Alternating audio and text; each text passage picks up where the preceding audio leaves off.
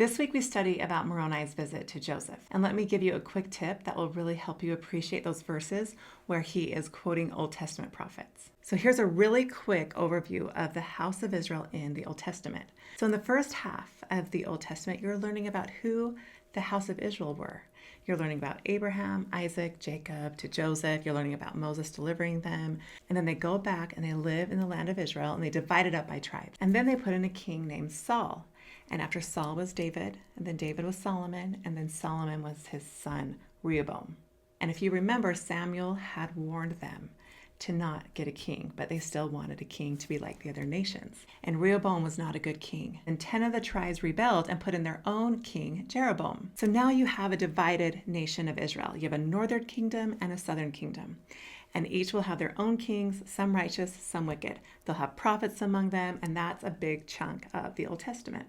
Eventually, northern Israel, which is called Israel, and the southern kingdom is now called Judah, and Israel will become wicked, and Assyria will come in and take them captive and carry them off.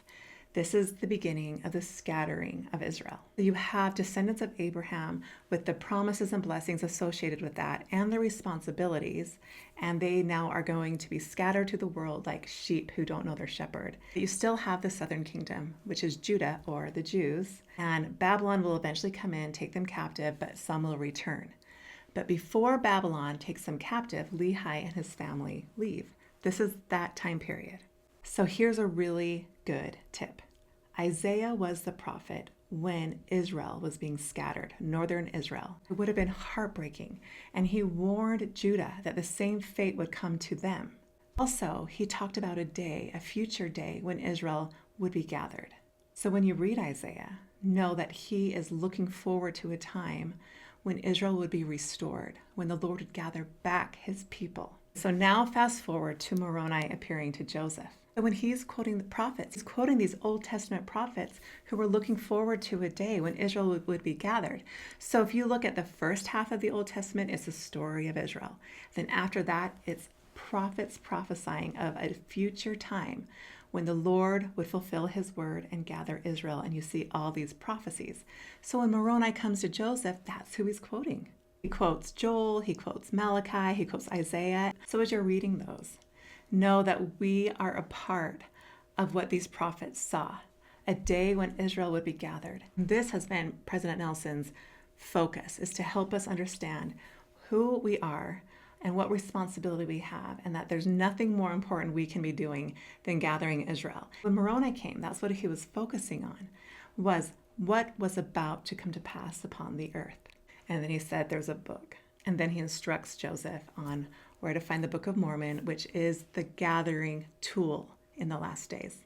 One other quick tip. Doctrine and Covenant Section 2 is part of this week. It is an excerpt from Joseph Smith history. So if you want to teach Section 2 in context, you teach it with Joseph Smith history.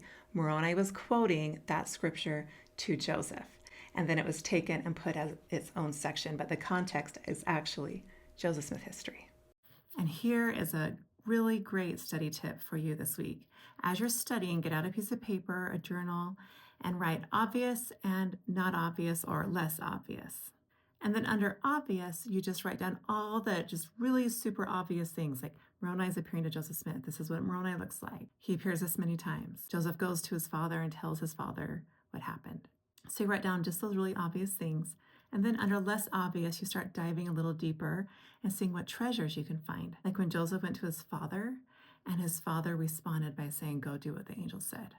As you dive into that, you might start thinking, if you're a parent, how can I be like Joseph Smith Sr.? How can I stand by my child and help them fulfill the mission that God sent them here to do? I mean, think of all the ways Joseph Smith Sr. could have responded, but he said, "Go." So as you choose things here and there to dive a little deeper into, see what treasures lie within these verses and this part of Joseph's story.